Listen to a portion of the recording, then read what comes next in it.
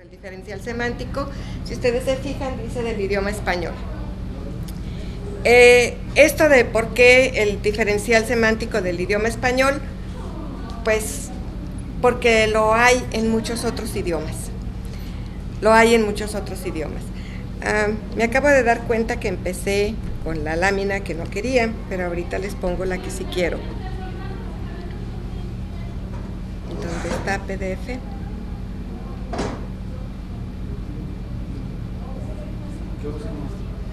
Ando buscando esta. Ay, ya se me fue. Aquí está. Bueno, el diferencial semántico del idioma español lo estandarizó Rogelio Díaz Guerrero, y esta primera parte de estandarización se presenta en un libro publicado por Trillas. Desgraciadamente, este texto que publicó Trillas en 1975, junto con Miguel Salas, ¿no pases, por favor? Ya no lo están publicando, ya quedó agotada la edición, pero afortunadamente tenemos algunos materiales.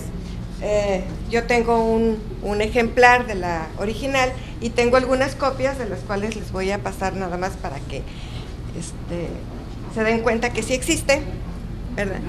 Que sí existe. Y este texto lo publicaron en el 75, Díaz Guerrero y Salas, conteniendo el material de investigación que aparece en la tesis doctoral de Miguel Salas. Entonces, esto fue ya el trabajo de avanzada, pero les decía yo, ¿por qué dice el diferencial semántico del idioma español? Pues porque originalmente se trabajó de una manera más amplia. Fíjense que esto es producto de un trabajo de muchísimos años. Allá por los 50, Charles Osgood, ¿ustedes se acuerdan de Charles Osgood? Lo debieron haber visto en Introducción a la Psicología. Personaje de la psicología mundial. Bueno, Charles Osgood se le ocurrió, se preguntaba él, cómo podía medir significados. ¿Y por qué los significados? Si había significados universales o si había significados particulares. ¿Por qué a un psicólogo se le ocurre esto de los significados? ¿Alguien sabría por qué a un psicólogo se le va a ocurrir esto de los significados semánticos? Porque pues, hay objetos o palabras que van a evocar emociones en nosotros y que a lo mejor no están tan relacionadas. Así es, no lo está viendo desde el punto de vista estrictamente lingüístico, sino justamente porque el lenguaje es cultura, porque el lenguaje es vida, porque el lenguaje es expresión. ¿Y esa expresión de qué? Pues no nomás de nuestros pensamientos, sino también de nuestros sentimientos, de nuestras emociones, de nuestros valores. ¿Sí? Díganme ustedes, será lenguaje y lo que sea, pero si yo ahorita digo la palabra madre, ¿qué se van a imaginar? Diferentes cosas dependiendo de la historia de vida. Pero si van por la calle y les dicen así un automovilista de al lado cuando se les atraviesa. Y la palabra es la misma. Y la palabra es la misma, pero sí cambian los significados, cambia el contexto, o sea, no solamente es la expresión así de las letras, sino que todo su significado afectivo, social, tiene que ver no solamente con nuestras emociones, sino también con el contexto, con la cuestión cultural. Pues bueno, la psicología es justamente la disciplina, la ciencia que se encarga de investigar y de explicar todo esto que ocurre en la subjetividad. ¿Y cómo le vamos a hacer para investigar en la subjetividad? ¿Qué no se supone que la investigación tiene que ser objetiva?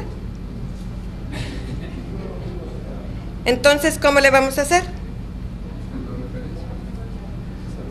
Buscando la manera individual.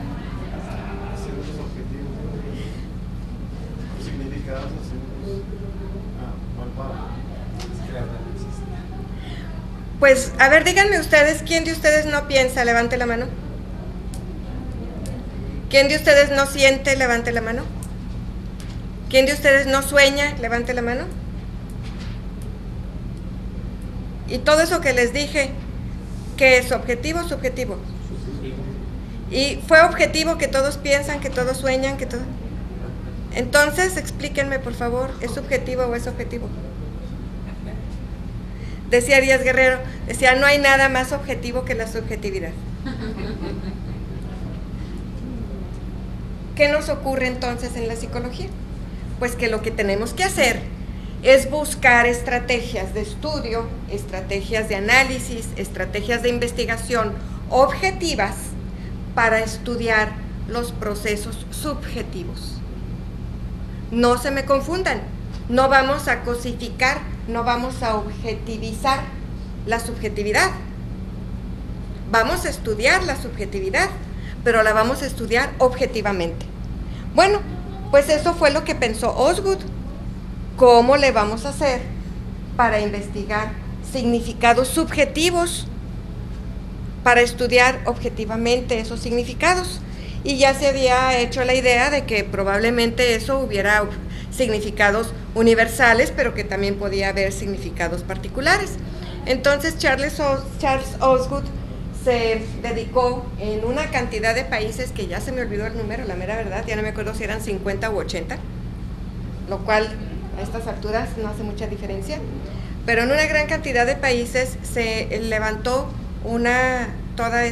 este programa de investigación para ver lo que eran los significados, cómo estudiar los significados. Países que representaban diferentes grupos lingüísticos. Y bueno, el que fue representante de los países de habla hispana en Latinoamérica, pues fue Díaz Guerrero. Entonces, de este gran equipazo que trabajaron en el estudio de los significados, pues estaba Díaz Guerrero y consiguieron encontrar una manera para llegarle a los significados subjetivos de una manera objetiva. Y eso fue nada más y nada menos que lo que posteriormente se denominó el diferencial semántico. Entonces, con el diferencial semántico, lo que se tiene, fíjense, no es un instrumento, es una técnica. ¿Sí? Es una técnica que nos va a permitir acercarnos a estudiar cómo son o qué sentido le damos a esos diferentes estímulos que se llaman palabras o que se llaman conceptos. ¿Cómo vamos a estudiar qué significa para el mexicano madre? ¿Será lo mismo para el mexicano que para el americano? Incluso ya vimos que para el mismo mexicano depende del contexto lo que quiera decir esa palabra universalmente conocida. Yo no tengo la certeza, porque afortunadamente no lo sabe uno todo, pero que haya alguna cultura que no sepa lo que es madre. Sí. Para la misma persona en la mañana y en la tarde es diferente. Sin embargo, ese concepto que en principio puede ser universalmente conocido, no necesariamente es universalmente sentido, universalmente conceptualizado, universalmente entendido. Cómo entendemos los mexicanos a la madre es diferente a cómo entienden en otras culturas a la madre. Sí.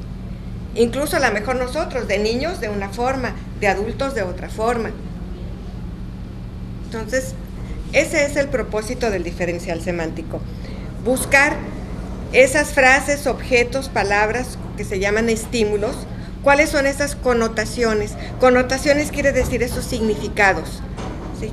Y son significados que se dan entre lo que se llama signo y objeto y signo otra vez, ¿sí? Y con ese sentido se construyó el diferencial semántico. Aquí viene una observación, y es que no es una prueba psicológica, sino que es una técnica de medida, ¿sí? Y consta de un número de dimensiones.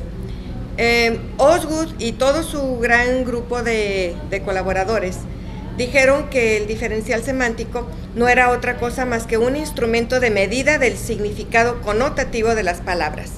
Significado connotativo también quiere decir significado afectivo o significado subjetivo. Fíjense, significados en este sentido podemos decir que hay dos grandes grupos de significados. Los significados connotativos, que son estos que nos representan psicológicamente, cómo reaccionamos a ellos, pero también está lo otro que se llama significados denotativos. Significado denotativo son los que nosotros encontramos ya preconstruidos, ya elaborados, ya presentados, por ejemplo, en los diccionarios. Si nosotros queremos saber el significado de una palabra, de un concepto, vamos a repetir madre otra vez, podemos ir al diccionario. Y ahí tenemos una definición denotativa del concepto.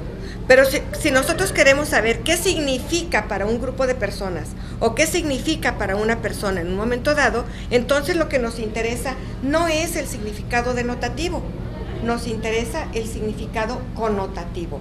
¿Qué le connota? ¿Qué le significa? ¿Qué le emociona? ¿Qué le provoca ese concepto o ese objeto o esas palabras, en fin? Entonces lo que nosotros encontramos es que todos esos signos o esas palabras pues varían. Ya lo habíamos visto aquí, varían dependiendo de hacia qué objetos representan. También varían dependiendo con la frecuencia con que el objeto y el signo se asocian. También varía con relación a la frecuencia de asociación de un signo con otros signos y con otras palabras. Son diferentes aspectos que nosotros podemos revisar en esa connotación, y todos estos significados también son diferentes para diferentes personas. Entonces, ustedes, bueno, se han dado cuenta que cambia uno simplemente en el país, cambiamos de zona y a veces nos cuesta trabajo entendernos. ¿Que no hablamos todos español?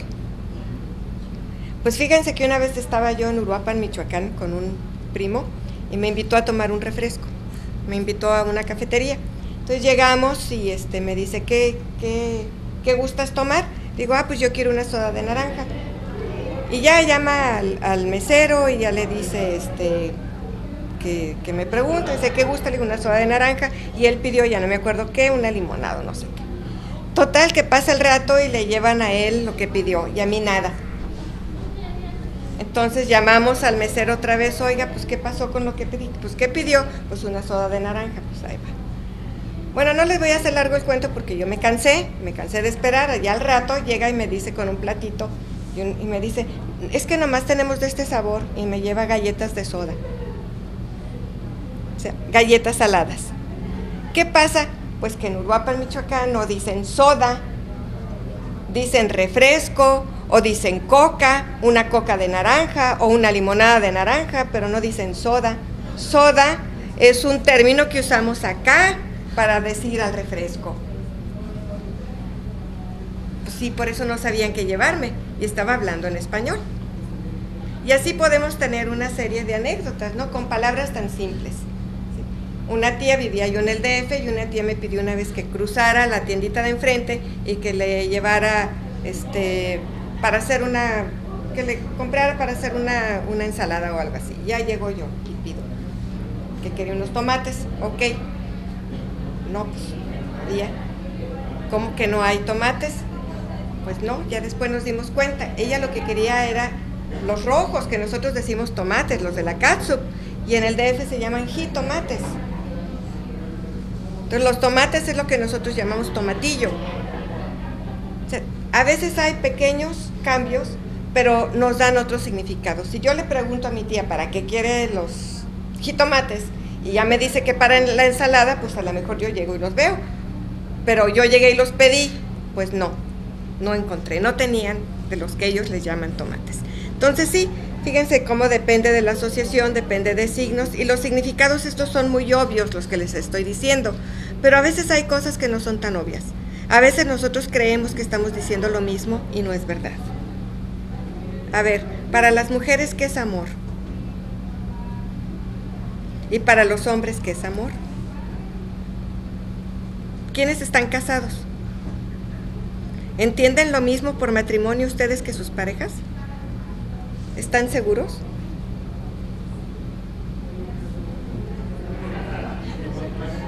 No es tan fácil, ¿verdad? Entonces imagínense si entre casi iguales, entre casi parejas, no entendemos a veces lo mismo con lo que queremos decir. Imagínense cuando estamos tratando de hacer comunicación entre grupos diferentes. Imagínense lo que sucede cuando nos queremos comunicar de una sociedad a otra, de una cultura a otra. ¿Y qué pasa cuando hacemos traducciones? Son espantosas. ¿sí? A veces ni el que escribió el libro lee su traducción y no la entiende. ¿Pero qué es esto? ¿Por qué? Pues porque está mediando toda una serie de cambios, no solamente en el uso del lenguaje, sino en que no nos comunicamos con el significado connotativo. Muchas veces no entendemos una palabra, estamos haciendo traducción, no entendemos una palabra y vamos al diccionario. Y cuando la queremos leer al revés o la damos a alguien a que lo lea a ver si decimos lo que queremos decir, no entendió nada. O estamos diciendo las cosas al revés. ¿Por qué? Porque no estamos trabajando el significado connotativo. Bueno, fíjense que este diferencial semántico es una técnica que afortunadamente es muy generalizable y que la adaptación tanto en su forma como en el contenido es muy sencilla, pero requiere adaptarse al tema de investigación que estemos trabajando. En este caso, el diferencial semántico como técnica de medida lo que usa son pares de adjetivos que son opuestos, que son antónimos. Esa es la base del significado. Un poquito les platico cómo se construyó el diferencial semántico. Lo que hicieron Osgood y sus colaboradores fue que trataron de buscar con amplios grupos en todas estas culturas, en todos estos países, trataron de encontrar significados o palabras cuyo significado fuera igual para todos. ¿Sí? ¿Qué palabras significan lo mismo en diferentes culturas? Y esos son lo que se llama significados universales o conceptos universales.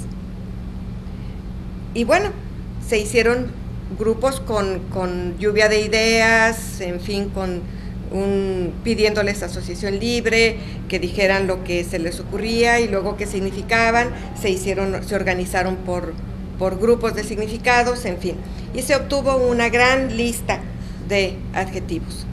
Y después se les pidió a otro grupo, se les dio esa lista y se les pidió que escribieran para cada uno de esos adjetivos su antónimo.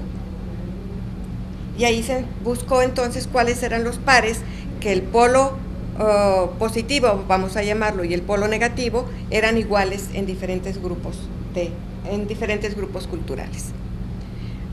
Si yo les digo, por ejemplo, que algo es exquisito, ¿ustedes qué dirían?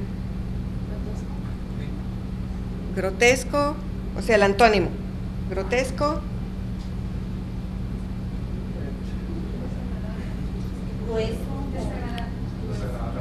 ¿Qué? Desagradable, áspero. Bueno, pareciera ser que ese es el antónimo. En nuestro idioma y en nuestro espacio puede que sí, pero vayan a Brasil. Si le dicen ustedes a un chef que su guiso estuvo exquisito, lo están ofendiendo. Le están diciendo exactamente que es desagradable, que es rarito, que no les gusta. ¿Verdad? ¿Verdad? Pues sí, no todos los conceptos, no todos tienen el mismo significado en diferentes culturas. Por eso es que Osgood y compañía buscaron con este tipo de estrategias cuáles eran aquellos adjetivos que poniéndose en pares de antónimos, ¿sí?, significaban lo mismo, tenían experiencias, tenían connotaciones semejantes independientemente de las culturas. Entonces con eso se construyó una gran lista de palabras.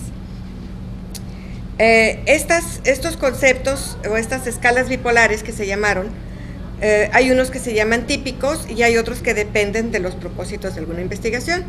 Todas estas escalas tienen que cumplir con varias condiciones. Tienen que ser objetivos porque quiere decir que nos remiten a lo mismo, ¿sí?, que pensamos, que sentimos, que reaccionamos de la misma manera. Eso nos da también validez, quiere decir que nos estamos refiriendo a lo mismo y no a otra cosa. Tienen que tener sensibilidad, comparabilidad y utilidad. Esas son como las características de esas escalas bipolares. Para el diferencial semántico en el idioma español, Díaz Guerrero lo que hizo fue que intuyó, decimos, esa trascendencia de Osgood, y él, si bien hizo la misma secuencia metodológica, sí, que se hacen las investigaciones transculturales, se dedicó estrictamente a seleccionar aquellos conceptos que eran importantes en el idioma español y particularmente en culturas como las nuestras. Entonces, con ese trabajo es con el que se construyó todo el desarrollo de ese trabajo de investigación, fue el que fue a dar en el libro ese que les pasé, que es el del diferencial semántico en el idioma español. Ese texto tiene no solamente la parte de la historia, muchas gracias, no solamente tiene la parte de la historia, tiene también toda la parte metodológica, los antecedentes, cómo hizo Osgood y colaboradores todo esto, cuáles fueron las cosas que encontraron aplicables en todas partes, pero cómo fue que hicieron selección de cuáles de esos antónimos podían ser útiles para hacer una evaluación de significados. Si para nosotros una escala bipolar, como bueno o malo, significa lo mismo, todos entendemos bueno y malo y no reaccionamos como por ejemplo con lo de los tomates o como con lo de exquisito o eso, sino que nuestra reacción y nuestra comprensión sobre bueno o malo nos activa semejantes valores, nos motiva connotaciones semejantes, entonces quiere decir que esa escala tiene validez y que la podemos usar para evaluar situaciones donde querramos saber qué tan bueno o qué tan malo es eso para nosotros. ¿Sí? Por ejemplo, matrimonio, ¿bueno o malo? Fíjense, no vamos a evaluar el matrimonio, vamos a evaluar el significado que en un momento dado, en una situación particular, para un grupo especial, puede tener ese concepto. Vamos a suponer que nosotros queremos evaluar qué está pasando con una pareja que se quiere divorciar. ¿Es proyección? ¿Yo? Quizá, pero todavía no. Bueno, podría sernos la escala bueno o malo, sí, nos puede servir para evaluar, por ejemplo, matrimonio, pero por ejemplo también nos puede servir para evaluar política. ¿Qué piensan ustedes de Calderón? Bueno o malo. ¿Sí? Entonces fíjense cómo esa escala bipolar se convierte en un instrumento de evaluación. Se convierte en un instrumento de evaluación porque como entendemos lo mismo en los dos polos, entonces si nosotros la aplicamos o nos inclinamos con un estímulo hacia un lado, podemos decir que estamos midiendo el valor bueno o malo de ese estímulo. ¿Sí? Y no otra cosa. Entonces, de ahí la gran generabilidad del diferencial semántico, que podemos usar todas esas escalas bipolares, ¿sí?, para evaluar o para valorar ese significado connotativo para un grupo en un momento dado ante una palabra, ante un estímulo específico. ¿Sí? Entonces, bueno, no es una prueba, es una estrategia de medida, es una técnica de medida. Acá está. Por ejemplo, en estas escalas bipolares, las palabras estímulo pueden ser, como les decía, cualquiera. Puede ser esposa, autoridad, matrimonio, madre, Coca-Cola, lo que se les ocurra, ¿sí? Lo que ustedes quieran evaluar. Si quieren evaluar, por ejemplo, si un nuevo producto va a tener aceptación ante el público, pues pueden usar diferencial semántico para saber si el público cómo reacciona ante un producto semejante o cómo reacciona ante un producto opuesto o ante una situación o ante un cambio. Entonces va a reaccionar bien o mal. En este caso, ahorita les presento el ejemplo, pero todas estas escalas que se construyeron de esta manera, con estas escalas bipolares, fueron muchísimas. Se generaron no sé cuántos cientos, pero para el idioma español se lograron estandarizar 60 escalas. Y esas 60 escalas se organizaron o cargan, como se dice cargan, miden 3 factores diferentes. Miden factores, como estas escalas están construidas como por ejemplo pasivo-activo, justo-injusto, bueno-malo, limpio-sucio, fuerte-débil, ¿sí? Todas esas tienen que ver con aspectos diferentes de nuestra reacción psicológica, de nuestra vida psicológica.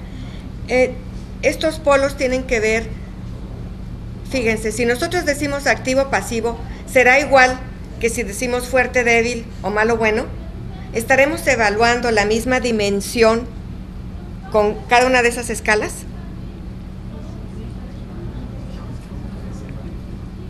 No estamos midiendo lo mismo. Con la primera, que dice activo-pasivo, estamos midiendo una dimensión que se llama, ¿cómo creen que se llama? Dinamismo o actividad. Entonces, madre, en este caso esposa, el que la calificó aquí, la califica cerca de ¿dónde? Del lado activo, lado positivo. Entonces, quien califica eso, esposa activa, quiere decir que, bueno, tiene un concepto de que la esposa no es pasiva, ¿sí? Es lo contrario, es muy activa, hay dinamismo en su, conceptualiza a la esposa de una manera dinámica. Pero pasamos a la siguiente escala. ¿Cómo la calificó?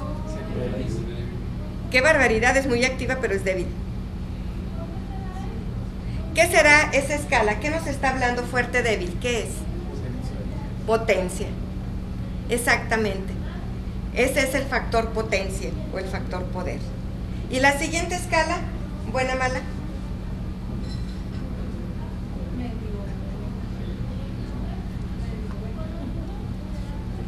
Pero es un valor. Estamos evaluando, estamos dándole un valor de bueno o malo, ¿sí? Estamos calificando. Entonces, esa es la escala de evaluación. Salud. Entonces, fíjense cómo medir o construir una técnica de este tipo, pues lo único que necesitamos es ser objetivos. Esto es muy objetivo. Si nosotros vamos a valorar o vamos a evaluar a un concepto cualquiera que sea con una escala bipolar que nos habla de activo-pasivo, pues estamos hablando actividad. Si estamos evaluándolo con una pareja de conceptos que nos dice débil-fuerte, pues estamos evaluando poder. Y si estamos evaluando con una que es bueno o malo, pues estamos haciendo evaluación, valor. ¿No necesariamente moral? No necesariamente, es un valor. Sí, no, ya moral y ética son otra cosa. Sí. Aquí para eso estamos en una escala de evaluación. Y sí le estamos asignando un valor de bueno o malo. ¿Sí? Pero no sabemos si eso es ético o moral, no lo vamos a meter aquí. Pues con este ejemplo, fíjense lo que pasó. Son las 3 grandes dimensiones en las que nosotros normalmente nos acercamos o nos referimos o valoramos, ¿sí? O connotamos, damos ese significado a las cuestiones que nos interesan. O las consideramos poderosas o débiles, o las consideramos activas o pasivas, o también las consideramos buenas o malas. Bueno, pues así de sencillo parece ser, pero así de objetivo queda lo que son los 3 factores, las 3 dimensiones que mide el diferencial semántico. Lo que nosotros vamos a tener entonces es una colección de pares de adjetivos que midan todos la dimensión actividad. Y vamos a tener otro conjunto de pares de adjetivos que se refieran a la dimensión, ¿no oigo? Potencia. Y vamos a tener otro conjunto de pares de adjetivos que se refieran a la dimensión, ¿qué? Evaluación. Y con ese conjunto, ¿sí?, tenemos que diferenciar cuáles pertenecen a qué factor, cuáles a cuál otro, y de ahí se seleccionan y se organizan los que vamos a usar para medir un concepto. ¿Vamos bien o me regreso? ¿No hay dudas? ¿No hay dudas? Bueno, fíjense cómo entonces no parece ser tan del otro mundo ni tan difícil evaluar objetivamente, ¿sí?, procesos subjetivos. Al principio, cuando les dije que vamos a evaluar aspectos de la subjetividad, pues, ¿y con qué la vas a medir? Pues no, claro que no tenemos una regla física, porque no es un evento físico, pero sí tenemos una escala de medida que refleja nuestra aceptación, nuestro alejamiento, cómo consideramos, ¿sí?, las características que tiene en ese estímulo, ¿sí?, para nuestra vida cotidiana. Para ustedes, ¿qué significa escuela? La pregunta es muy ambigua. Puedo tener muchos conjuntos de respuestas que no me van a ayudar a saber exactamente qué significa para ustedes la escuela. Pero si yo pongo en una diferencial semántico pongo como estímulo escuela, pues voy a saber si para ustedes la escuela es muy buena, muy mala, o ni buena ni mala, regular, o todo lo contrario. Voy a saber si la escuela es activa o pasiva. Voy a saber si la escuela es, ¿qué más? Fuerte o débil, o más o menos. Entonces, ¿con qué acercamiento? Ese es el significado connotativo. ¿Qué significado connotativo le dan? Ustedes me pueden dar de memoria muchas definiciones de escuela, pero ¿qué tanto ustedes sienten o qué tanto se acercan a esa definición? ¿Sí? A veces nos acercamos por presión social, a veces nos acercamos porque así debe de ser. ¿Cómo se llama eso? Deseabilidad social. Si yo digo otra cosa me van a ver muy mal. ¿Qué van a pensar de mí si yo digo lo que de veras pienso? Entonces, es muy difícil hacer una pregunta directa y esperar que con la pregunta directa vamos a tener la respuesta objetiva. Y además, frecuentemente tampoco es porque la persona quiera engañarnos, es porque también tenemos una costumbre del uso del lenguaje que en poco se acerca a nuestra aceptación. ¿Sí? Si alguno de ustedes está enojado con su mamá, yo le digo, para ti tu mamá, ¿qué es buena o mala? ¿Qué me va a decir? No, es muy buena, a lo mejor, ¿no? Aunque por adentro digo, pero estoy bien enojado y que es de lo peor, pero no lo va a decir. ¿Sí? Porque además se va a sentir mal si lo dice. Qué mal hijo soy por estar diciendo esas cosas de mi mamá. Sí, se está inhibiendo. Hay muchos factores que no nos permiten acercarnos. Entonces, cuando nosotros tenemos instrumentos objetivos, confiables y válidos, técnicas que nos permitan acercarnos a construir un significado, claro que no tenemos la respuesta así como mágica. Vamos a tener índices, indicadores de qué pasa con nuestra percepción sobre ese estímulo y el significado de ese estímulo. ¿Vamos bien? Bueno, esto es lo que ya vimos. Y les decía, bueno, entre esos dos adjetivos, se fijaron que había espacios, son 7 espacios. Se les llama espacios semánticos. Entonces, dependiendo dónde pongamos nosotros la marquita en ese espacio semántico, es que podremos saber qué tanto nos acercamos a la parte positiva o a la parte negativa de esa dimensión, que son esas 3 dimensiones que les decía: la dimensión del factor evaluativo, la dimensión del factor potencia y la dimensión del factor actividad o dinamismo. Pues yo tengo una pregunta. A ver, José. ¿Cómo se llegó al consenso de que eran 7 exactamente los espacios que podían dar el significado que estábamos usando? Bueno, por un lado hay investigación previa, ¿sí? Se hicieron muchas medidas y se vio dónde efectivamente los resultados podían acercarse o diferenciarse uno de otro. Si nosotros hacemos 20 medidas o hacemos 20, segmentamos entre un concepto y otro, ¿cómo vamos a diferenciar qué tan grandes entre contestar 18 a contestar 19? ¿Esa distancia semántica es significativa o no significativa? Para establecer el tamaño o el número de los intervalos, se tuvo que usar estadística y encontrar en qué momento hay quiebres entre una respuesta y otra. Si no encontrabas quiebres, si no encontrabas diferencias significativas en un espacio así del 15 al 16 y al 17, pues estás midiendo la misma intensidad. Entonces se cuenta con herramientas como la estadística para poder determinar dónde haces el quiebre. ¿Sí? No es una decisión ni de que se me iluminó el coco, ni tampoco es, o sea, no es discrecional, no es así quiero que sea. Es una pregunta muy buena porque tiene que ver con lo que vamos a medir y qué es lo que queremos medir. Aquí lo que se quería medir es encontrar el significado connotativo, y entre esos dos polos se podía pedir lo que se llama también escalas bipolares, pero de elección forzada. En elección forzada tú no tienes opción a tener un punto medio, o es mala o es buena, y no hay de otra.